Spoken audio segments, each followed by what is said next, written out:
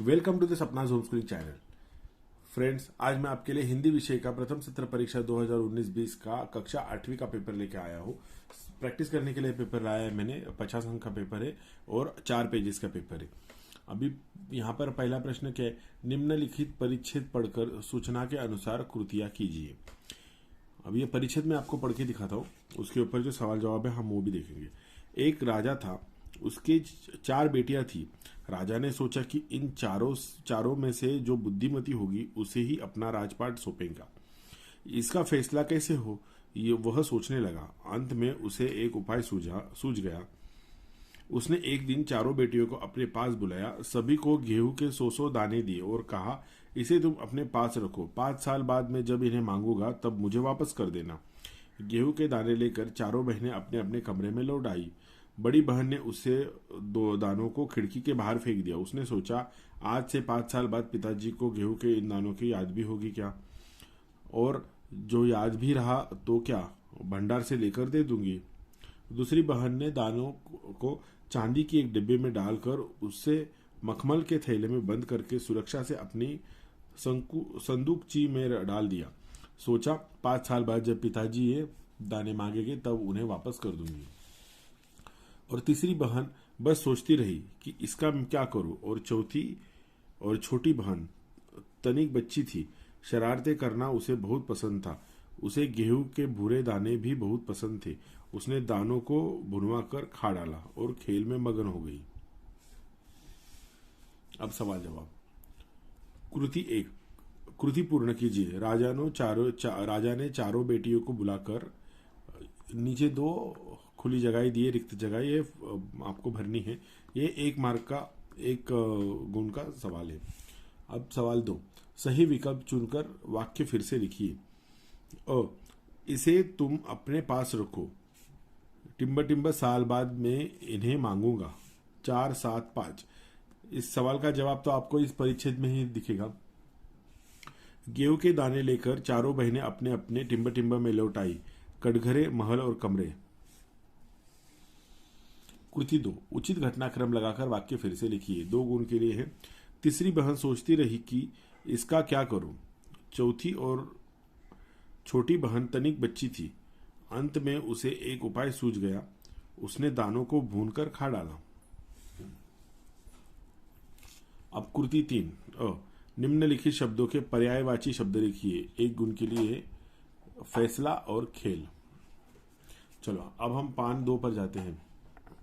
अगला सवाल है, निम्नलिखित शब्दों के लिंग बदलकर लिखिए। संदूकची, डिब्बी। 2 गुण के लिए है। अब कृति 4, यथा राजा तथा प्रजा। इस विषय पर अपने विचार लिखिए।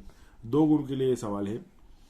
प्रश्न आ, निम्नलिखित पद्यांश पढ़कर सूचनाओं के अनुसार कृतियां कीजिए। अब ये पद्यांश पढ़ना है। हे मातृभूमि, तेरे चरणों में शीश नवाऊं, मैं भक्ति भेंट अपनी तेरी शरण में लाऊं। माथे पे तू हो चंदन, छाती पे तू हो माला, जिवा पे गीत तू हो मेरा, तेरा ही नाम गाऊं। जिससे सपुत उपजे श्री राम कृष्ण जैसे, उस धूल को मैं तेरी शीश पे चढ़ाऊं। अब कृति के आधार पर जो सवाल है देखिए। 1 शब्द में उत्तर लिखिए। मातृभूमि के सपूत, कौन है सपूत लिख रहा है आपको। मातृभूमि कवि के माथे पर यह है। अब अगला सवाल का प्रश्न है, हिंदू धर्म के लोग भगवान के रूप में इनको पूछते हैं। 2 रिक्त स्थान है, इन्हें यहाँ पर अपने देवताओं के नाम लिखने हैं। अब कृति 2, निम्नलिखित शब्दों के वचन बदलकर लिखिए। माथा, सपूतो, इनके वचन बदलकर लिखना है। कविता की पंक्तियां पूर्ण कीजिए। माथे पे तू हो चंदन, टिम्ब टिम्ब तेरा ही नाम गाऊं। अभी एक पंक्ति आपको पूर्ण करके लिखनी है। अभी अगला सवाल दूसरा, निम्नलिखित परिच्छेद पढ़कर सूचना के अनुसार कृतियां कीजिए। पिछले फरवरी की ही बात है, मैं दिल्ली पहुंची थी अपनी गणपति प्रदर्शनी के लिए। सोच रही थी कि राजा साहब शायद अपनी व्हील चेयर पर मेरी प्रदर्शनी के उद्घाटन के अवसर पर आ जाएं, पर उस रात कुछ अनहोनी सी हुई। उस रात साहब सपने में आए, मुझे उठाया, हमने बातें की। शो के लिए मुझे उन्होंने शुभकामनाएं दी और कहने लगे, सुजाता, एक बार मुझसे मिलने आ जाओ। अब मैं जाने वाला हूँ। इसके बाद तो रुकना मुश्किल था। मैं पहुंच गई उनसे मिलने। वे अस्पताल में शून्य की तरह लेटे हुए थे। मैंने उनके हाथों को छुआ। सिर्फ सांस चल रही थी। अलविदा कहकर लौट आई। राजा साहब अपने धर्म के साथ साथ उतने ही हिंदू और ईसाई भी थे। उनके स्टूडियो में गणपति की मूर्ति, क्रॉस, बाइबल, गीता, कुरान, उनकी माँ का एक फोटो, गांधी जी की आत्मकथा व भारत से लाई हुई मोगरे की कुछ सूखी मालाएं सब एक साथ रखा रहता था। वे गणवेश को भी पूछते थे और हर रविवार को सुबह चर्च भी जाते थे। वो गणेश को भी पूछते थे और हर रविवार सुबह चर्च पे भी जाते थे। अब इस परिच्छेद पर जो सवाल है वो देखते हैं। 5-3 पर जो सवाल लिखे देखते हैं। संजाल पूर्ण कीजिए। राजा साहब ने लेखिका के सपने में आकर,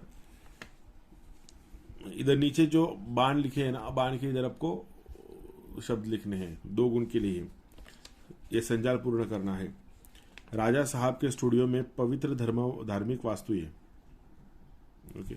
निम्नलिखित शब्दों के लिए के विलोम शब्द लिखिए। विलोम शब्दों में विरुद्धार्थी शब्द, सुबह और धर्म।